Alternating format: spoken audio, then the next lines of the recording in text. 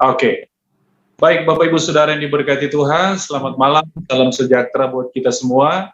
Senang sekali malam hari ini saya bisa berjumpa dengan Bapak Ibu Saudara dalam program rohani yang istri saya sampaikan bahwa ini program rohani yang fenomenal. Tentunya fenomenal dalam arti sangat memberkati bukan hanya kalangan jemaat Tuhan, tapi hamba-hamba Tuhan, dan di setiap pelosok yang bisa menerima siaran atau program rohani ini, baik lewat Zoom, lewat Facebook, dan YouTube tentunya. Dan di kesempatan ini Bapak Ibu Saudara diberkati Tuhan, saya berterima kasih kepada Pastor Ali tentunya, dengan tim yang sudah memberikan kehormatan, kepercayaan untuk saya boleh berbagi kebenaran firman Tuhan di hadapan orang-orang yang luar biasa. Orang-orang yang diberkati Tuhan, dan orang-orang yang terlebih menerima kasih karunia Tuhan. Puji Tuhan. Ini kalau tidak salah kali yang kedua ya, saya mendapatkan kesempatan ini dan luar biasa. Puji Tuhan. Malam hari ini saya rindu kita berbagi tentang satu tema, yaitu ujian kesungguhan. Saudara yang diberkati Tuhan, kenapa tema ini kita mau belajar bersama-sama? Karena hari-hari ini sadar tidak sadar kita sedang banyak mengalami ujian kesungguhan. Kenapa Bapak Ibu Saudara? Karena ada banyak hal yang terjadi di sekitar kita, bahkan mungkin Saudara, terjadi di dalam diri kita, bahwa kadangkala kita diperhadapkan dengan sesuatu yang sepertinya kita mau berontak dalam diri kita. Bahkan kita berpikir bahwa kenapa ini harus terjadi? Saudara yang diberkati Tuhan, biarlah malam hari ini kita boleh menemukan satu kunci dalam kehidupan kita untuk benar-benar kita dapat kepastian bahwa dalam kehidupan kita, tentunya Allah yang kita sembah, tentunya Allah yang kita andalkan itu, Dia tidak pernah jauh daripada kita. Nah, saudara yang dikasih Tuhan, kita percaya bahwa Allah kita sangat bereksistensi dan berintegritas. Kenapa saya sampaikan hal itu? Karena Allah kita, Alkitab katakan bahwa Dia tidak pernah berubah. Tadi kita sudah katakan, sudah nyanyikan pujian Allah itu baik. Dan saya mau bilang bahwa kebaikan Allah tidak berubah dulu, sekarang, dan selamanya. Bahkan kebaikan Allah tidak dapat diubah oleh ketidakbaikan kita. Haleluya. Kebaikan Tuhan itu sempurna dan tidak bisa berubah, tidak dapat diubah oleh apapun. Artinya bahwa kalau kita pernah alami kebaikan Tuhan di waktu yang lalu, di hari kemarin, yakinlah hari ini, besok dan seterusnya, kebaikan Allah akan menjadi bahagian kita. Allah bereksistensi dan berintegritas. Saudara, kalau Dia menyatakan bahwa Dia adalah Allah yang baik, Dia Allah yang memelihara kita, Dia Allah yang menjaga kita, Dia memberikan janjinya kepada setiap kita, maka satu hal yang kita mesti pegang begini, bahwa Allah yang sudah berjanji, Dia tidak akan pernah berdusta. Allah yang sudah berjanji, Dia pasti akan menggenapi setiap janji-janjinya dalam firman Tuhan.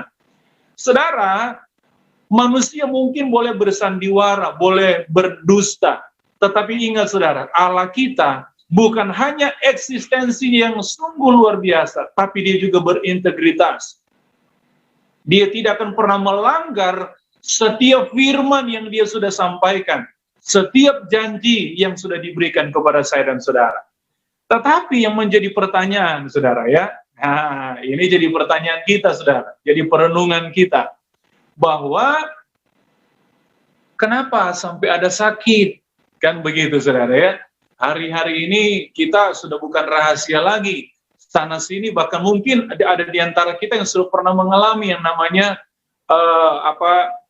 virus COVID ini, ya.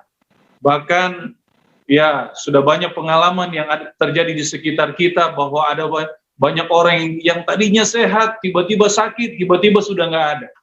Kita bertanya, kenapa ada sakit? Kalau Allah itu baik, kalau Allah itu bereksistensi, kalau itu Allah berintegritas, kenapa ada sakit? Bahkan yang lebih parah, kenapa ada kematian? Kenapa ada kelaparan? Kenapa ada pembunuhan? Kenapa ada aniaya? Gereja Tuhan mungkin, itu suatu hal yang bukan lagi suatu hal yang aneh ketika kita mendengar di sana ada aniaya, ada gereja Tuhan ditutup, ada hamba Tuhan dibantai, ada jemaat Tuhan. Wah, itu sudah cerita yang sudah sekian banyak yang terjadi dan diceritakan kepada kita.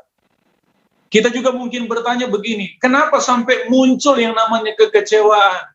Karena situasi keadaan akhirnya banyak orang yang saat ini menjadi kecewa. Bahkan tidak kurang daripada itu, akhirnya mereka menjadi murtad, tanda kutip saudara. Mereka meninggalkan keimanan, mereka meninggalkan Tuhan. Padahal di sisi yang lain kita percaya bahwa Allah kita, Allah yang bereksistensi dan Allah yang berintegritas. Pertanyaan ini saudara, kita perlu jawabannya. Dan tentunya kita percaya, kita sepakat bahwa jawabannya sudah ada di dalam Alkitab. Kenapa saudara? Karena Alkitab sudah sangat terang, sudah sangat jelas bahwa Alkitab mencatat, Alkitab menuliskan bahwa ada banyak orang, bukan hanya saudara, orang di luar Tuhan, bukan hanya orang yang belum kenal Tuhan, tapi orang yang sudah di dalam Tuhan pun akan mengalami banyak hal yang memproses kehidupannya. Apakah dia sungguh-sungguh sampai pada langkah akhir? Apakah dia tetap di dalam imannya kepada Tuhan?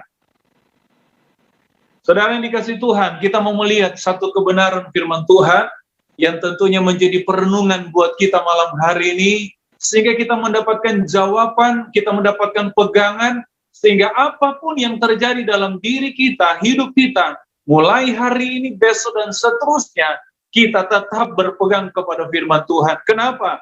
Karena hanya firman Tuhan yang memberikan kita jaminan, yang memberikan kita kepastian untuk mendapatkan segala yang terbaik dari Tuhan. Saudara, kita lihat Daniel pasal yang ke-12, Daniel pasal yang ke-12 ayat yang ke-10. Saya bacakan bagi Bapak Ibu Saudara. Firman Tuhan, banyak orang akan disucikan dan dimurnikan dan diuji, tetapi orang-orang fasik akan berlaku fasik. Tidak seorang pun dari orang fasik itu akan memahaminya, tetapi orang-orang bijaksana akan memahaminya. Saudara, ayat ini sangat memberkati pribadi saya. Dan saya berharap ayat ini juga bisa menjadi berkat buat kita, menjadi pegangan buat kita. Saudara yang dikasihi Tuhan, Daniel menuliskan ayat ini, dia berkata bahwa banyak orang akan disucikan, akan dimurnikan, akan diuji. Dan kita menemukan di situ ada dua bentuk kelompok manusia. Yang pertama fasik dan yang kedua bijaksana. Saudara yang dikasihi Tuhan, kalau kita melihat dari ayat ini, ya, kita melihat dari ayat ini,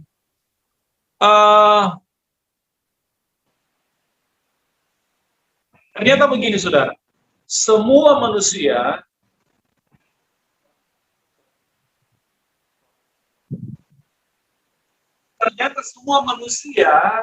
pasti atau harus mengalami yang namanya proses kehidupan.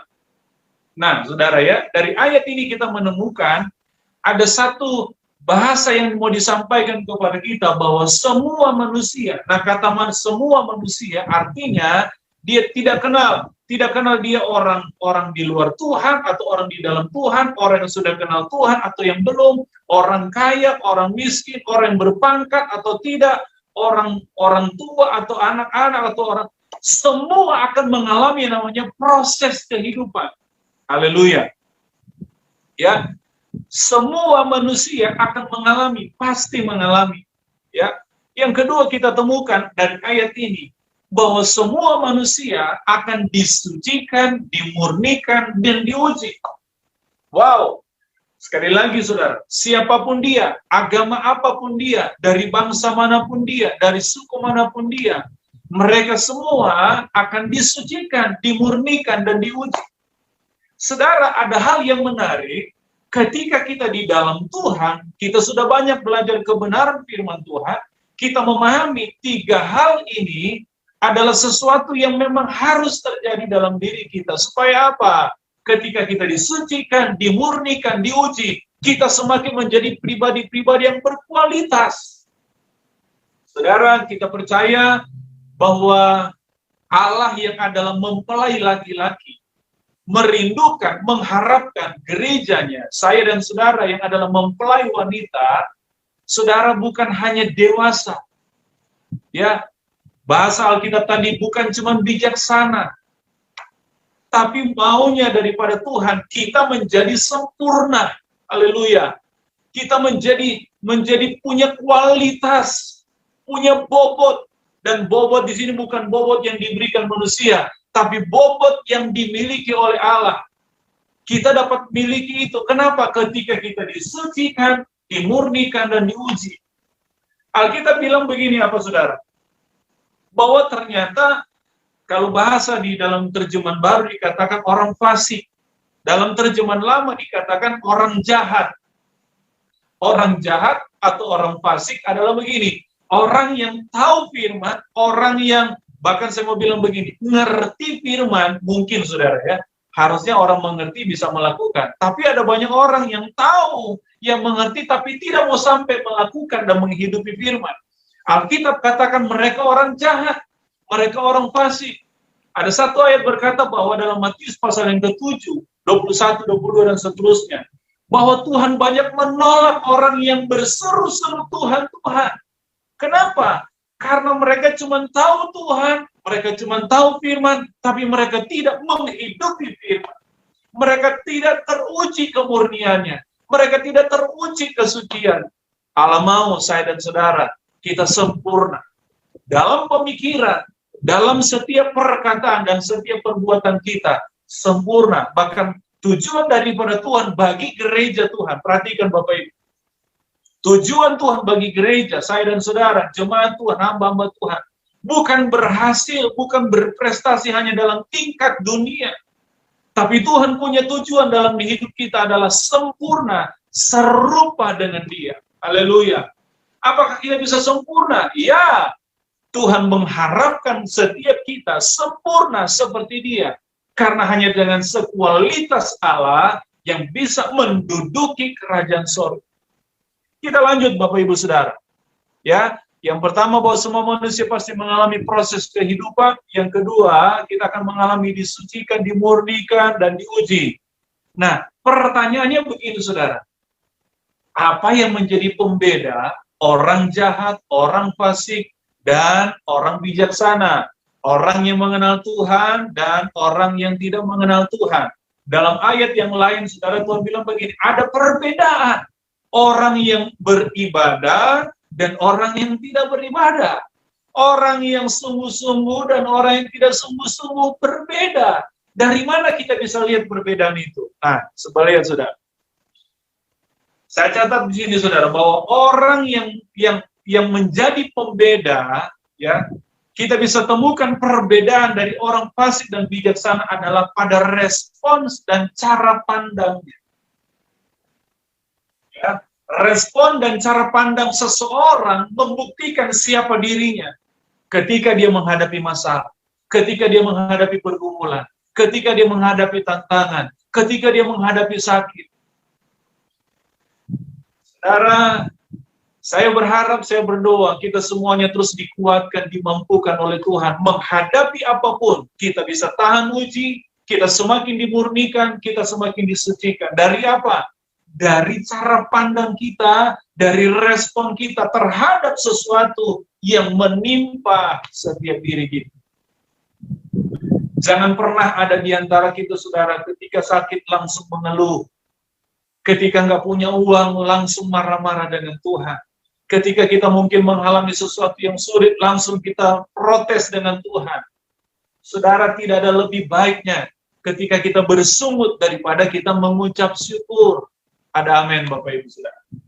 Bangsa Israel banyak mengalami kegagalan. Kenapa? Karena terlalu cepat mulutnya ngomel-ngomel, berbantah dengan Tuhan. Terlalu banyak protes dengan Tuhan. Akhirnya kita mencatat, saudara, dan itu menjadi peringatan bagi kita, kata penulis dalam Alkitab. Paulus katakan kepada jemaat Korintus, jadi pelajaran, jadi peringatan. Artinya apa? Kegagalan Israel di padang gurun harusnya menjadi pelajaran bagi kita untuk kita tidak gagal.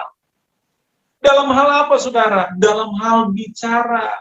Hati-hati. Kita sedang diuji hari-hari ini. Ada amin. Kita sedang diuji hari-hari ini. Sampai di mana kesungguhan kita di dalam Tuhan. Jangan kita ikut Tuhan cuma karena supaya diberkati. Jangan ikut Tuhan supaya dapat mujizat. Memang kita pasti berkati. Memang kita pasti akan alami mujizat. Tapi bukan itu yang menjadi esensial kekristenan kita. Esensial kekristenan kita adalah kita menjadi sepribadi dengan Allah. Sepribadi dengan Yesus. Menjadi segambar dan serupa dengan Allah. Saudara dikasih Tuhan, mari kita miliki cara pandang dan respon yang positif, yang benar, yang sesuai kehendak Tuhan mulai hari-hari. Ketika ada orang sakiti kita jangan langsung balas, saudara ya. Ketika kita mungkin menghadapi sesuatu yang berat, yang tidak enak, jangan langsung mulut kita memaki, jangan langsung mulut kita ngomel-ngomel, langsung, waduh. Jangan, saudara. Mulai kita belajar menguasai diri, mengendalikan diri kita, sampai kita mulai belajar, kita boleh sudah semakin seperti Kristus. Kenapa? Saya mau ingatkan kepada kita bahwa kita semua adalah orang Kristen. Kristen itu artinya apa? Pengikut Kristus. Pengikut Kristus artinya apa? Kita mau belajar supaya kita semakin serupa dengan Kristus. Waktu Yesus diludahi, waktu Yesus dijahati, waktu Yesus ditolak, waktu Yesus dihina, dia nggak balas, saudara. Ya, mungkin kita masih mau menapaki setiap tanda-tanda kehidupan yang lebih. Tapi percayalah bahwa kita harus terus mencoba sampai kita bisa. Haleluya. Kita pasti bisa. Kenapa? Karena ada janji Tuhan menyertai kita. Diberikanlah kekuatan dan kemampuan bagi saya dan saudara untuk melakukan semua firman. Ya, kita lanjut Bapak Ibu Saudara. Mazmur 34 ayat 19 berkata begini. Kemalangan orang benar banyak, tetapi Tuhan melepaskan dia dari semuanya itu. Yang setuju katakan amin. Saya mau bilang begini, saudara, bahwa bukan hanya orang di luar Tuhan yang akan mengalami masalah demi masalah, tapi setiap kita pun akan mengalami masalah. Tapi dengar baik bahwa ketika masalah itu terjadi bagi kita, respon kita harus tetap di dalam iman, bahwa masalah itu adalah batu loncatan kita, kesempatan kita untuk melihat kebaikan Tuhan terjadi. Kuasa Tuhan didemonstrasikan dalam diri kita. Pegang ayat firman Tuhan, Roma pasal 8 ayat 28. Allah turut bekerja dalam segala sesuatu untuk mendatangkan kebaikan. Haleluya. Meskipun mungkin itu sesuatu yang sulit, sesuatu yang tidak nyaman buat kita, tapi imani, percayai bahwa hal yang sulit sekalipun, hal yang berat sekalipun, Allah bisa jadikan itu sesuatu yang mendatangkan kebaikan bagi kita. Jadi jangan cepat-cepat mengutuki diri, mengutuki keadaan, tapi mari kita belajar mengucap syukur. Haleluya. Karena ketika kita mengucap syukur, ada kuasa Tuhan yang luar biasa. Yang kedua kita lihat, 1 Korintus 3:13 bilang begini, sekali kelak pekerjaan masing-masing orang akan nampak, karena hari Tuhan akan menyatakannya. Sebab ia akan nampak dengan api, dan bagaimana pekerjaan masing-masing orang akan diuji oleh api.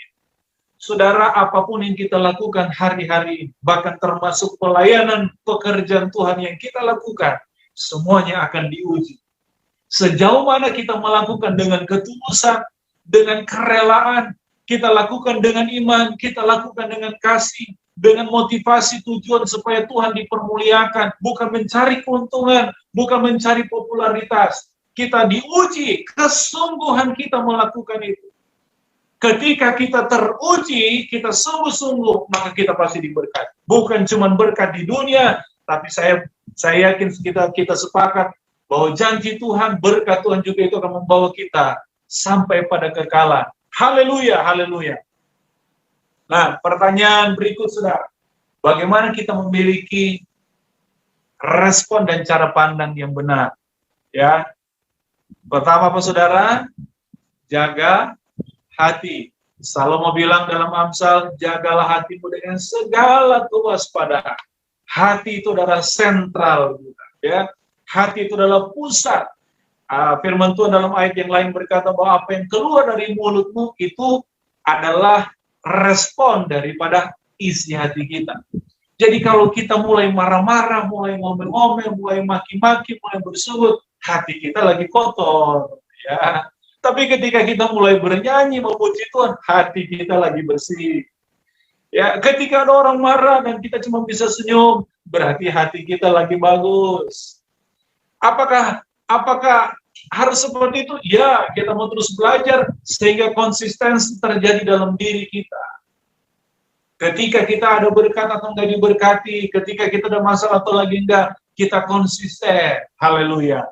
Kita mau terus belajar akan hal itu. Saya terus mau belajar juga, saudara. Ya, bukan berarti saya sampaikan hal ini untuk saudara. Tapi kita semua, seperti di awal saya tadi katakan, kita mau sama-sama belajar dengan firman Tuhan. Sehingga respon kita, cara pandang kita akan menjadi lebih baik. Ketika kita pertama apa? Jaga hati. Ya. Yang kedua, saudara, mari kita memiliki paradigma yang benar. Cara pandang yang benar, saudara. Ya. Sekali lagi saya mau bilang begini. Apa yang kita pandang benar, ketika kita punya respon dan cara pandang menjadi benar, itu karena kita memahami sesuatu. Dari mana kita memahami sesuatu? Karena kita mendengar dan melihat sesuatu.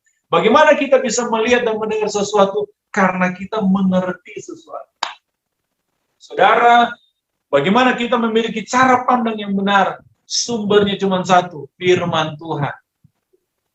Haleluya. Firman Tuhan yang adalah kebenaran. Alkitab bilang bahwa firman itu adalah kebenaran. Kebenaran itu yang akan memerdekakan kita, kata Yohanes. Nah, bagaimana supaya kita punya respon dan cara pandang yang benar, punya paradigma yang benar, milikilah firman yang adalah kebenaran. Maka kebenaran itu akan membawa kita kepada kemerdekaan. Dari hal apapun, sudah. Kita merdeka, kita nggak terjajah, kita nggak terintimidasi oleh apapun, kita nggak terhukum oleh apapun. Tapi kita menjadi orang merdeka. Dan hanya orang merdeka yang mau melakukan yang benar. Haleluya. Yang ketiga, saudara. Tetap percaya. Ini hal yang sering kita dengar, yang sering diajarkan kepada kita. Tapi sekali lagi, saudara. Untuk kita mempertahankan ini. Untuk kita menghidupi ini gagal. Lukas pasal yang ke-18, saudara. Ada satu perumpamaan tentang hakim yang tidak benar, hakim yang lalai. Menceritakan ada seorang janda yang meminta pertolongan kepada hakim yang jahat itu. Lama-kelamaan karena terus didatangi oleh janda yang miskin ini, saudara, akhirnya si hakim ini juga tersentuh hatinya dan akhirnya menolong perkara daripada janda ini dan menang. Saudara, Yesus sampaikan hal itu untuk mau menunjukkan begini. Kalau hakim yang nggak benar saja, hakim yang jahat saja bisa melakukan yang baik, apakah lagi Bapa yang ada di sorga. Tapi dia bertanya begini, tetapi jika anak manusia itu datang, adakah ia mendapati iman di bumi? Saudara, untuk kita boleh dibenarkan hanya oleh iman. Untuk kita boleh diselamatkan hanya oleh iman, oleh percaya kita kepada Tuhan. Untuk kita melakukan segala sesuatu bisa berkenan kepada Tuhan, dasarnya hanya iman. Di sisi yang lain bahwa segala sesuatu yang kita lakukan tanpa iman, Alkitab bilang dosa. Jadi nggak ada pilihan, Bapak Ibu. Mari kita mau berjuang untuk tetap percaya, beriman kepada Tuhan. Sekali Yesus, tetap Yesus. Haleluya. Apapun yang terjadi, kita mau terus jalani hidup ini dengan percaya kepada Tuhan. Meskipun lagi tidak punya apa-apa, percaya saja kepada Tuhan. Saya punya pengalaman, saudara, bersama dengan rekan saya di sekolah Alkitab. Kami diizinkan Tuhan seperti diasingkan, saudara, di asrama dengan segala kecukupan. Ya, satu waktu, saudara, kami memang kehabisan. Lemari teman saya, sahabat saya kosong, lemari saya juga kosong, saudara. Ya, pas dibuka kosong. Waduh, gimana ini? Kami praktek iman, saudara. Daripada bersungut, daripada mengeluh, kami praktik iman. Kami berdoa, kami tumpang tangan, kami perkatakan iman kami. Hari ini, lemari ini penuh. Wah, saudara, ya. Kami udah langsung ceria, ada muka yang muram, kami langsung 24 jam. Cuman beberapa jam, saudara, sorenya ada yang datang berkunjung di sekolah kita.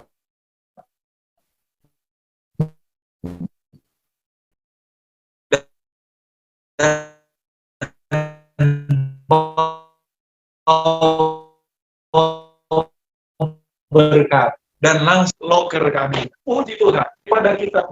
Mungkin saat ini sedang berjuang dengan sakit. Mari tetap percaya.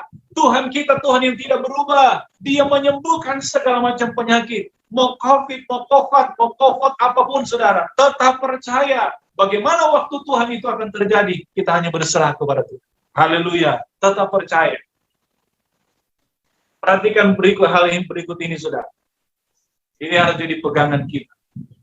Tuhan tidak pernah janjikan kita kemudahan, tapi kemampuan.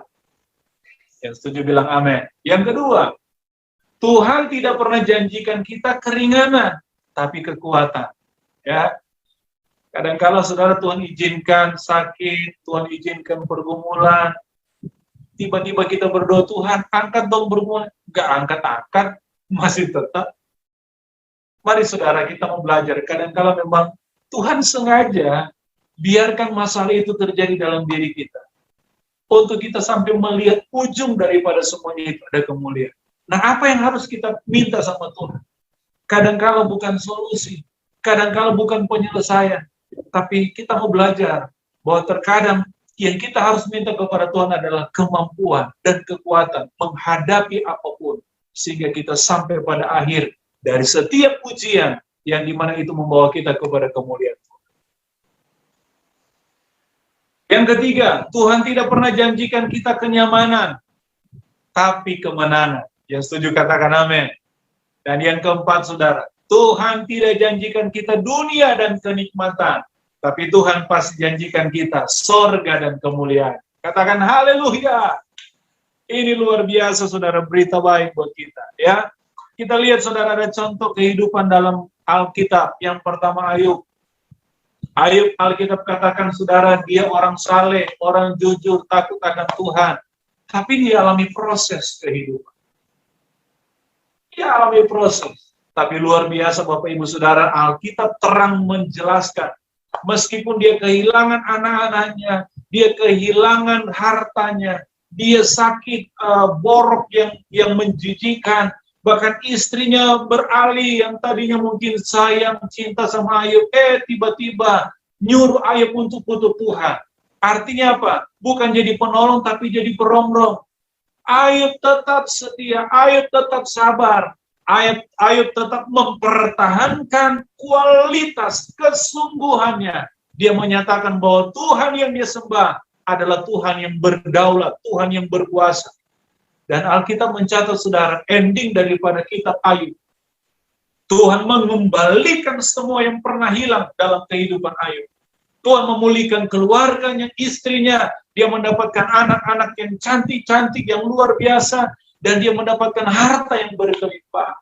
Saudara yang dikasih Tuhan, ternyata bahwa seorang Ayub pun, meskipun dia saleh, tapi dia mendapatkan proses kehidupan.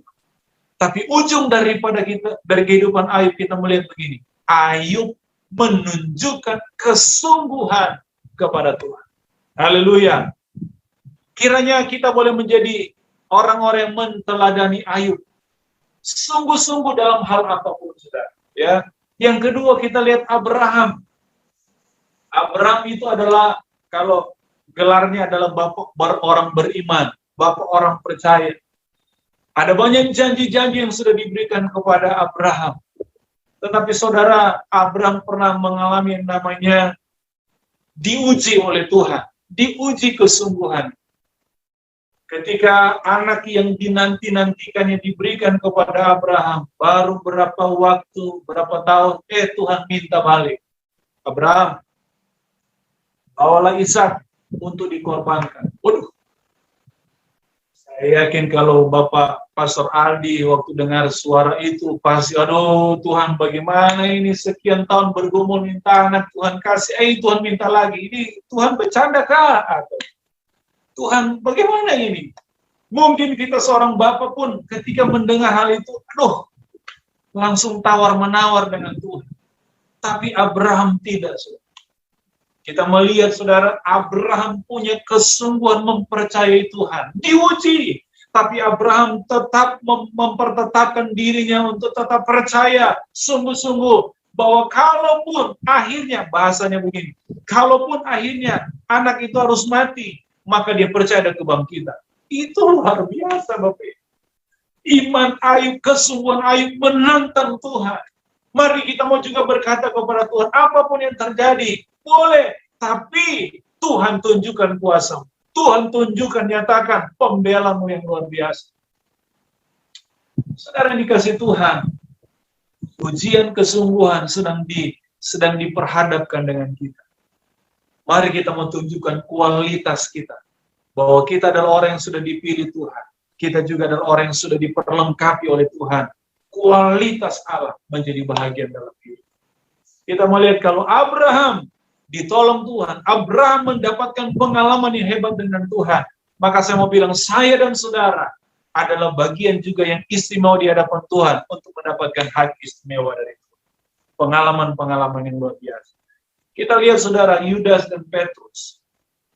Murid-murid yang dicintai Tuhan, yang dipilih oleh Tuhan. Tapi mereka juga alami proses kehidupan. Proses kesungguhan. Kita tahu, saudara, dari dua murid ini, ya, mereka akhirnya mempertontonkan sesuatu yang seharusnya tidak terjadi. Petrus menyangkal Yesus, Yudas akhirnya menjual dan akhirnya mengakhiri hidupnya dengan bunuh diri. Kenapa? Ya. Padahal, saudara, mereka selama ini mendapatkan pengajaran langsung dari Yesus. Melihat mujizat, melihat demonstrasi kuasa Tuhan. Ternyata saya belajar bahwa, maaf Bapak Ibu Saudara, pengajaran dan mujizat, bahkan keberkatan itu, ketika kita nggak meresponi dengan benar, itu justru akan hanya membuat kita menjadi sesuatu yang biasa. Harusnya mujizat, pengajaran, dan setiap berkat yang Tuhan beri, membuat kita lebih cinta Tuhan, lebih mengasihi Tuhan, lebih setia dengan Tuhan, lebih sungguh-sungguh dengan Tuhan. Haleluya. Bukan sebaliknya, justru akhirnya kita menganggap itu sesuatu hal yang biasa. Karena sekali lagi, ujian kesungguhan akan menunjukkan siapa diri kita sesungguhnya. Kualitas kita sejauh mana. Sekali lagi, Petrus akhirnya dia menyangkal, Yudas akhirnya dia bunuh diri. Saudara dikasih Tuhan, ujian kehidupan ternyata bukan hanya dialami oleh manusia, tokoh-tokoh yang hebat di Alkitab, tapi seorang Yesus pun, dia mengalami ujian kehidupan. Ketika dia datang di Taman Getsemani, dia diuji. Sejauh mana dia mau ada di dalam proses yang Bapa izinkan, dan tetap taat, tetap tunduk, tetap menunjukkan kesetiaan sungguh-sungguh. Puji Tuhan, saudara. Meskipun Yesus pernah berkata bahwa, ya Bapa, kalau boleh, cawan ini lalu. Tapi dia lanjutkan, saudara. Tapi biarlah kehendakmu yang jadi, bukan kehendak. Yesus menunjukkan keberadaan manusianya yang penuh dengan keterbatasan. Tetapi, saudara, di balik itu dia mau menunjukkan juga bahwa imannya, kesungguhannya untuk taat, tunduk kepada otoritas, tunduk kepada kedaulatan Bapa terbukti. Dia katakan, biarlah kehendakmu yang jadi. Dan kita tahu bersama, Yesus harus melalui jalan salib, harus melalui banyak penderitaan. Tapi di ujung daripada itu, kita lihat Yesus dimuliakan. Haleluya!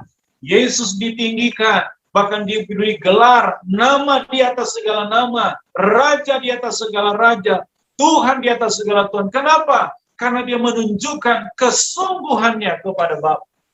Saudara yang dikasih Tuhan, pilihan ada di tangan kita. Tapi saya berharap kita berdoa, biar kita mau terus sungguh-sungguh di dalam Tuhan. Saudara perhatikan, status apapun diri kita tidak menjadi jaminan bahwa kita akan lolos dari proses ujian kesungguhan. Artinya begini, status bukan jaminan. Apakah engkau sudah jadi orang Kristen, sudah jadi pelayan, sudah jadi hamba Tuhan, itu nggak jadi jaminan. Yang menjadi jaminan dalam diri kita, ketika kita berpaut dengan Tuhan.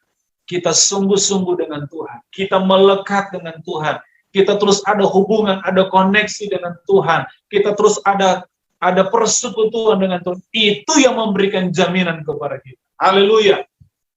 Itu yang memberikan jaminan kepada kita untuk setiap proses yang kita alami, kita akan lulus dan kita akan menjadi pemenang. Bahkan Paulus bilang, kita akan jadi lebih daripada pemenang. Haleluya. Jadi apa yang harus ada dalam hidup kita agar kita didapati layak dan berkenan untuk menerima kesempurnaan kemuliaannya adalah dua hal, kesungguhan dan kesetiaan. Saudara yang dikasihi Tuhan, saya tutup dengan ayat ini.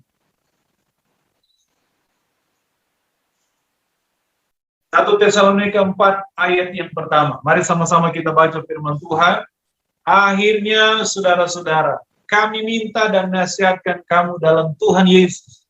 Kamu telah mendengar dari kami bagaimana kamu harus hidup supaya berkenan kepada Allah. Hal itu memang telah kamu turuti. Tetapi baiklah kamu melakukannya lebih bersungguh-sungguh lagi. Haleluya. Tuhan tidak terpesona dengan apa yang sudah kita lakukan hari kemarin. Tapi saya mau bilang begini, Tuhan mau terpesona ketika kita mau melakukan sesuatu di hari esok. Dengan apa? Dengan lebih bersungguh-sungguh lagi. Artinya saya mau bilang begini, saudara, jangan puas dengan apa yang sudah kita lakukan, tapi puaslah dengan apa yang belum kita lakukan untuk Tuhan dan bagi kemuliaan Tuhan. Kita masih diberikan umur, kita masih diberikan kesempatan, kita masih diberikan banyak potensi kerajaan Allah. Mari kita mau all out, mari kita mau maksimalkan semuanya dengan lebih bersungguh-sungguh lagi. Meskipun mungkin dalam dunia pekerjaan yang mungkin engkau cuma sebagai cleaning service, lakukan dengan maksimal. Engkau di dalam rumah tangga sebagai ayah, sebagai ibu, lakukan dengan maksimal.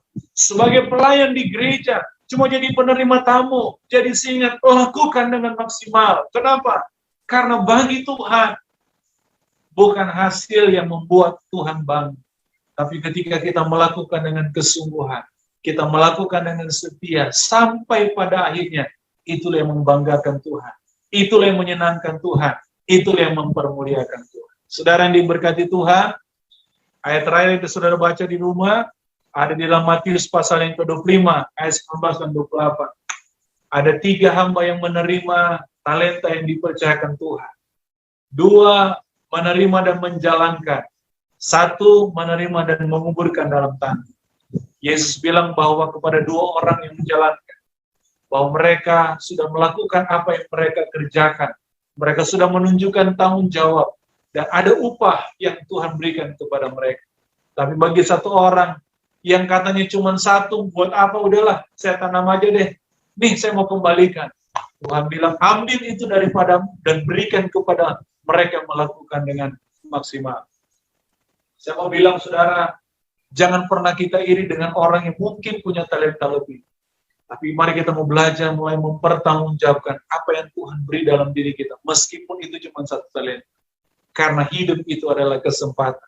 Hidup itu adalah kepercayaan. Mari kita memperjuangkan diri kita, saudara. Mempertanggungjawabkan semua yang Tuhan percayakan dalam diri kita. Waktu kita, pekerjaan kita, keluarga kita. Apapun yang kita bisa lakukan, saudara. Kita mau lakukan dengan maksimal. Dengan penuh kesungguhan dan kesetiaan. Untuk hormat, kemuliaan nama daripada Tuhan. Tuhan memberkati kita sampai keturunan yang berlipat-lipat. Ya. Dan Tuhan akan memberkati kita untuk terus menjadi berkat bagi kemuliaan Tuhan.